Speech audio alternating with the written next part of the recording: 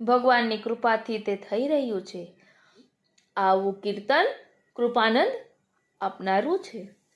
વાલા વૈષ્ણવો, નિરોધના સાધનો દર્શાવતા શ્રી મહાપ્રભુજીએ આપણને સમજાવ્યું કે ભગવાન ભક્તની ભાવના અને ભગવત ગુણગાનથી પ્રસન્ન થઈને ભક્તની ભક્તિ વધારે છે અને ભક્તને નિરોધનું દાન કરે છે.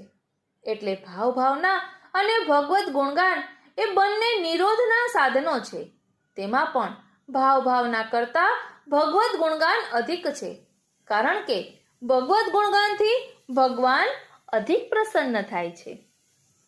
પુષ્ટિમાર્ગીય વૈષ્ણવે પુષ્ટિમાર્ગની રીત પ્રમાણે અવ્યાવૃત બનીને સેવા કીર્તન કરતા ભગવાનમાં પ્રેમ અને આસક્તિ થાય તેમ કરવું જોઈએ.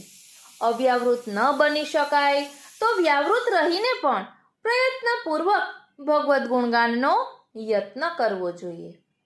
તેથી કરીને એક દિવસ એવો આવશે કે જ્યારે ઘર, કુટુંબ, ધન વગેરેમાં રહેલી આપણી વાસનાઓ આપોઆપ નાશ પામશે.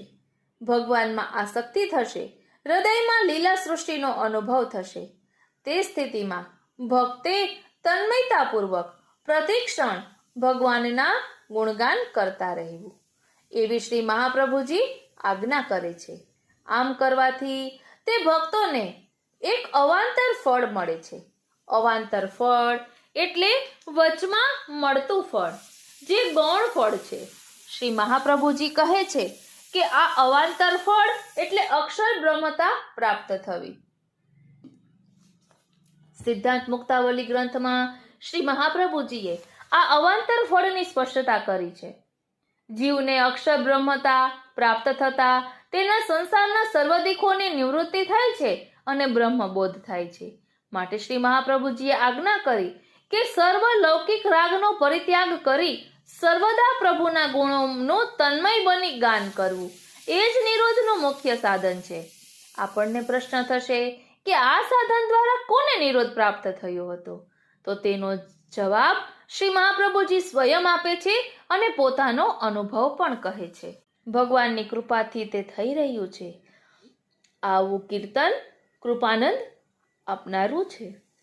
વાલા વૈષ્ણવો, નિરોધના સાધનો દર્શાવતા શ્રી મહાપ્રભુજીએ આપણને સમજાવ્યું કે ભગવાન ભક્તની ભાવના અને ભગવત ગુણગાનથી પ્રસન્ન થઈને ભક્તની ભક્તિ વધારે છે અને ભક્તને નિરોધનું દાન કરે છે. એટલે ભાવના અને ભગવત ગુણગાન એ બંને નિરોધના સાધનો છે.